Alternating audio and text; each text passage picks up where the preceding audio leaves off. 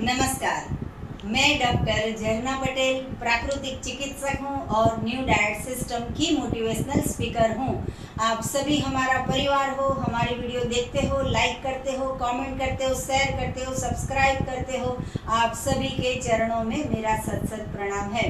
आज हमारे साथ उड़ीसा से मेहमान आए हैं और ये जो है साधक, इनका नाम है किरण भाई और किरण भाई को 4 साल से न्यू डाइट सिस्टम का अनुभव है। तो हम उनकी जुबान में उनका अनुभव जानना चाहेंगे कि वो ये सिस्टम कैसे करते हैं और हेल्थ को कैसे मेंटेन करते हैं। किरण भाई, आपका बहुत बहुत स्वागत है। कैसे हो आप? बहुत बढ़िया जी, आपकी उम्र कितनी है? मेरी उम्र 58 साल है। कहाँ से आए हो? मैं उड़ीसा से हूँ जी। और जब से न्यू डाइट सिस्टम ज्वाइन किया हूँ तब से मैं अहमदाबाद में ही सेट हो गया हूँ। ओके, अच्छा। तो मेरे को ये सिस्टम इतना अच्छा लगा है कि इसमें मैं समझता हूँ कि इससे बेहतर शरीर को ठीक रखने वाली कोई सिस्टम है ही नहीं जी। ना कोई एक्सरसाइज, ना कोई दवाई जी। उसके बावजूद भी सिर्फ अपना खुराक बदल के आप अपने शरीर को ठीक रख सकते हैं। जी। मेरे को ना कोई बीपी है, शुगर है, ना कोई फिजिकल प्रॉब्लम, कोई मेडिसिन नहीं है। जी। तो आप इतना हेल्दी कैसे रहते हो वो सभी साधकों को बताना पड़ेगा कि सभी घर घर में एक एक पेशेंट है, बीपी का, डायबिटीज का, कोलेस्ट्रॉल का, किसी को अटैक आ गया, किसी को अस्थमा हो गया, किसी को बाईपास करवाना पड़ता है। तो आप इतने फिट एंड फाइन हो तो आप अपना राज बताइए कि ये सिस्टम के जरिए आप कैसे हेल्दी रहते हो।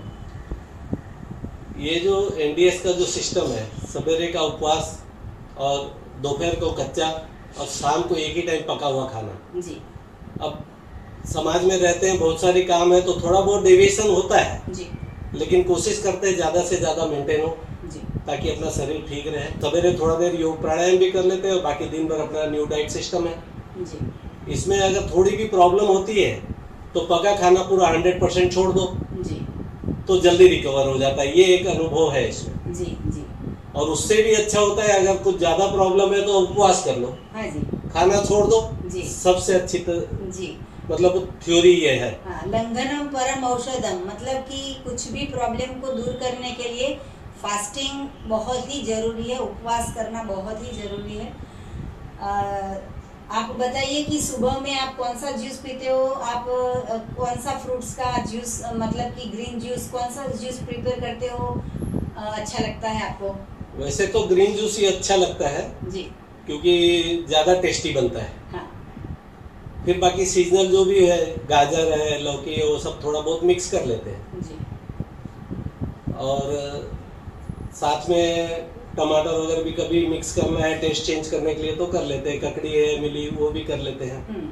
बाकी प्योर ग्रीन जूस सबसे अच्छा लगता है। जी। और शरीर के लिए सबसे ज्यादा अच्छा मैं समझता हूँ ग्रीन जूस ही है। जी, सच बात है। इसीलिए कृष्ण भगवान ने भी गीता में कहा है कि पत्रम पुष्पम फलम तोयम। ऐसा नहीं कहा है कि पहले फल खाओ, पहले ऐसा कहा है पत्रम। तो आपने जो कहा वो बिल्कुल सही है कि जो अगर पहला जूस पीना है तो ग्रीन जूस बेस्ट है। लंच में क्या करते हो वो भी बताइए। लंच में सलाद है, सभी सब्जियां जो भी है, ककड़ी है, टमाटर है, प्याज है, फूल गोभी है, पत्ता गोभी है। जी। साथ में थोड़ी बहुत पालक मिक्स करना है, धनिया मिक्स करना है तो कर लिए। जी। वैसे मेरे को तो बिना मसाले के ही अच्छी लगती है सब सब्जियां क्योंकि उसके नेचुरल टेस्ट मिलते हैं। जी।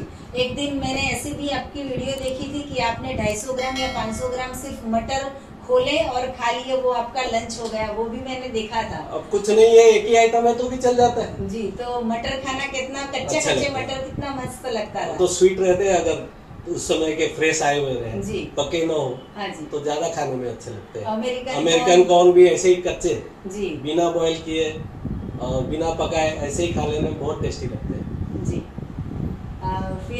फिर आपको 5 बजे भूख लगती है या फिर शाम को डिनर लेते हो, वो सब बताइए। कभी नारियल का दूध निकाल के ले लेते हैं, जी। कभी गाजर का जूस निकाल के ले लेते हैं। जी। और थोड़ा बहुत स्प्राउट कभी इच्छा हुई तो, या सिंगदाना वगैरह भिगा के थोड़ा ले लिए। जी। तो सब थोड़ा बहुत ले लेते हैं, अच्छा लगता है क्योंकि वो एनर्जी के लिए जरूरी है। तो ये सब भी थोड़ा बहुत शामिल कर लेते हैं। जी। थोड़ा कच्चा थोड़ा पक्का ऐसा करके डिनर खाना हो तो आप क्या प्रीफर करोगे? वैसे मैं अनुभव किया हूँ कि कच्चा पक्का साथ में खाने से जरा वायु की तकलीफ हो जाती है। अच्छा इसीलिए कच्चा खाना है तो अलग खाओ, जी पक्का खाना है तो अलग खाओ। जी। कम से कम 1-1.5 घंटे का गैप रखो अच्छा तो उससे अच्छा रहता है। जी। क्योंकि जो कच्चा है वो अल्कलाइन है और पक्का है वो एसिडिक है। जी दोनों का पचने का टाइम अलग अलग है, जी इसलिए जब एक साथ खाते हैं तो वो तकलीफ होती है। उसको खाने में 1-1.5 घंटे का गैप रखो तो अच्छा है। जी। तो पहली जो हमारी प्लेट है वो रॉ फूड की ले लेने की, उसके बाद में जो है वो आप पकाया हुआ जी। थोड़ा बहुत कुछ ले सकते। कॉम्बिनेशन की हेल्दी कैसे रहना है, मतलब कि रॉ डाइट भी खा ले, पकाया हुआ भी, क्योंकि हमने पूरी जिंदगी जो पकाया हुआ खाया है वो तो अचानक से छूटेगा नहीं, छूटेगा नहीं। और अगर बीमार है, बहुत अच्छी बात कही किरण भाई ने कि अगर बीमार हो तो फिर आपको रॉ फूड पे आना ही है। लेकिन आप हेल्दी हो, जैसे ये बिल्कुल हेल्दी है, कोई दवाई नहीं, कोई मेडिसिन नहीं, तो आप ऐसा थोड़ा डिनर के बाद, डिनर में थोड़ा कच्चा थोड़ा पक्का आप ले सकते हो। किरण भाई, एनिमा के बारे में आपका क्या मानना है? एनिमा तो बहुत ही गजब का है। जी जो नहीं लिया है वही डरता है, एक बार जो इसको ले लिया तो ये तो वरदान है। जी जिसको ये समझ में आ गया एक बार, हाँ और एनिमा तो 3 बार सवेरे और 3 बार रात को, जी बहुत ही बढ़िया अनुभव। जी शरीर को एकदम फ्री हल्का कर देता है। जी। किरण भाई, ये तो बहुत अच्छी बात कही कि अभी अभी ब्रह्मास्त्र का स्वरूप है ये एनिमा। जिसके घर में एनिमा होगा उनके घर में कभी भी मेडिसिन नहीं आएगी। ये हमारी चैलेंज है, हर एक घर में एनिमा का डब्बा होना चाहिए, हर एक घर में सभी मेंबर्स को एनिमा भी लेना चाहिए। किरण भाई, वो भी बताइए कि दूध और दूध से बनाई हुई प्रोडक्ट से लाभ होता है, नुकसान होता है, लेना चाहिए नहीं लेना चाहिए, क्या बता रहे हो? दूध तो नहीं लेना चाहिए, मैं ऐसा मानता हूँ। जी क्योंकि दूध जो है वो अपने लिए नहीं है, ऐसे समझता हूँ मैं, जी कुदरत के नियम के हिसाब से। जो दूध है वो जिसको भी है वो उसके बच्चों के लिए है, जी किसी दूसरे के लिए किसी दूसरे का दूध नहीं है। जी इसलिए भगवान के नियम के हिसाब से दूध जितना दिन उसने दिया उतना दिन ही उपयोग करो, उसके बाद नहीं करना चाहिए। जी। लोगों को हम ऐसा समझाते हैं कि दूध नहीं लेना है तो फिर चाय कॉफी पीते हैं, तो वो भी लेना है या नहीं लेना है? मनुष्य अवतार मिला, कभी कभार कुछ शौक कर लिया अलग बात है, लेकिन रेगुलर इसका उपयोग नहीं करें। हाँ जी, ये बहुत बड़ी बात है कि ऐसे लेडीज को आदत होती है, जेंट्स को ऐसी आदत होती है कि सुबह में बेड टी, मतलब कि पथारी में से हम उठते हैं वैसे ही सबसे पहले हमें चाय होगी तो ही हमें मोशन आएगा, या फिर तभी हमें मूड आएगा, फिर तभी हमें एनर्जी आएगी। तो ये जो हैबिट है वो बहुत ही गलत हैबिट है। तो जितने भी लोग ये जो पी रहे हैं, ये बहुत अच्छी बात की कि महीने में एक बार कभी कभार पी लिया तो चलेगा, तो उसको माफ़ करेंगे। लेकिन सुबह में भी पीते हैं 2-3 कप, शाम को भी पीते हैं 2-3 कप, जितनी बार गेस्ट आते हैं उतनी बार चाय, जितनी बार बाहर जाते हैं उतनी बार चाय कॉफ़ी, तो ये बहुत ही गलत चीज़ है। तो ये चीज़ों का त्याग करना चाहिए। किरण भाई, एक बात बताइए कि अगर किसी को बीपी ठीक करना है या डायबिटीज ठीक करना है या फिर टाइफाइड, मलेरिया, ये सब कुछ भी होता रहता है, माइग्रेन हो जाता है, तो वो लोग को क्योर करना है तो आप कैसे बताओगे, क्या क्या करें? बस एनडीएस करना है, कुछ भी नहीं करना है। एनिमा लो, एनडीएस करो, बुखार से लेके कैंसर तक सब ठीक होगा। तो ये इतनी अच्छी बात कर रहे हैं हमारे साथ, क्योंकि ये 4 साल से ये सिस्टम से जुड़े हैं। लास्ट में ये पूछेंगे कि आपको तो ये सिस्टम बहुत अच्छी लग रही है, आप 4 साल से कर भी रहे हो, तो लाइफ में पूरी जिंदगी अभी बहुत साल तक हमें जीना है, तो कब तक ये सिस्टम को पकड़ के रखोगे? जब तक फिट रहना है जी। फिर बीमार होना है तो उसके लिए तो है ही है सिस्टम। जी, बीमार होना है 3 टाइम 4 टाइम खाना चालू कर दो। जी, बाहर होटल है, रेस्टोरेंट है, रेकड़ी है, वो सभी हमारे लिए ही है। जंक फूड खाना, पकाया हुआ खाना, सब कुछ छोड़ देते हैं, सब कुछ लेना चालू कर देते हैं, तो वैसे ही बीमारियां आनी चालू हो जाती है। मेरा ये कहना है कि अगर फास्ट मरना है, जल्दी मरना है, तो फास्ट फूड है जी, अपने डेस्टिनेशन में जल्दी पहुंच जाएंगे। जी।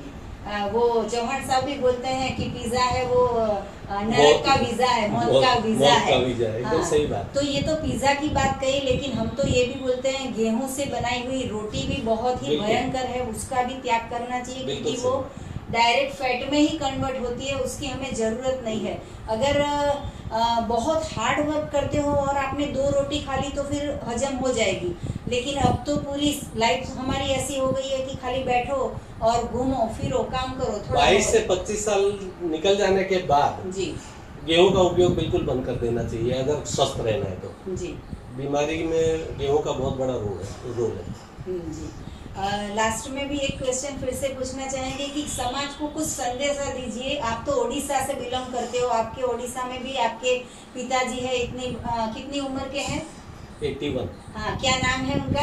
भानु भाई। जी भानु भाई, अगर आप भी आपके बेटे को वीडियो देख रहे हो तो आपको भी नमस्कार है। आप भी बहुत हेल्दी हो, फिट एंड फाइन हो, इनसे मैंने सुना है।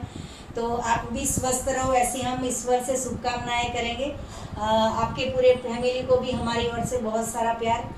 लास्ट में ये पूछेंगे हम कि पूरे समाज को एक संदेशा दीजिए, वो चाहे ओडिशा हो, अमेरिका हो या फिर हमारा अहमदाबाद हो, गुजरात हो, स्वस्थ कैसे रहेंगे? स्वस्थ रहने के लिए एनडीएस को सही तरीके से समझ लो जी। और एनिमा का भी उपयोग करो, जिंदगी भर स्वस्थ रहोगे। इसके सिवा कुछ भी नहीं है, ये अल्टीमेट है। जी। ना एलोपैथी, ना होम्योपैथी, ना आयुर्वेदिक, सब ठीक है अपनी जगह, लेकिन वो पूर्ण कोई भी नहीं है। जी। हो सकता है इसमें भी कुछ हो कमियां, लेकिन ये सबसे ऊपर है, ये मैं मानता हूँ। जी, क्योंकि हम ईश्वर का बनाया हुआ खाते हैं तो स्वाभाविक है कि कोई प्रॉब्लम होता ही नहीं है। जैसे पूरे विश्व में सारे जो भी इंसेक्ट्स है, जानवर है, वो भी सारा गॉड मेड फूड ही खाते हैं। वैसे अगर यही हम खाएंगे तो भी हम स्वस्थ रह जाएंगे। तो आपको और भी कुछ ज़्यादा जानकारी चाहिए तो मेरा संपर्क कर सकते हो। मेरा फ़ोन नंबर है 9824317955। सुबह में 10 बजे और 12 बजे के बीच में आप मुझे कॉल कर सकते हो। अहमदाबाद के नारायणपुरा में मेरा एनडीएस हेल्थ सेंटर है, वहाँ पे भी आके आप निःशुल्क में मिल सकते हो। यही नंबर पे व्हाट्सएप पे मैसेज करके अपॉइंटमेंट लेके आप हमें मिल सकते हो। सदा स्वस्थ रहो, सदा खुश रहो, सदा तंदुरुस्त रहो, सदा हंसते रहो, सदा हंसाते रहो, ऐसी शुभकामनाओं के साथ। अगर आपको स्वस्थ रहना हो तो यही वीडियो के नीचे डिस्क्रिप्शन बॉक्स में हमारी वेबसाइट है, वहाँ पे आज ही ऑर्डर कीजिए, एनिमा पॉट मंगाइए, या तो फिर हमारे व्हाट्सएप नंबर पे भी आप ऑर्डर मंगवा सकते हो। आप यहाँ पे आए, आपने अपना अनुभव बताया, उसके लिए आपका बहुत बहुत शुक्रिया। थैंक यू, प्रणाम, आभार, बाय।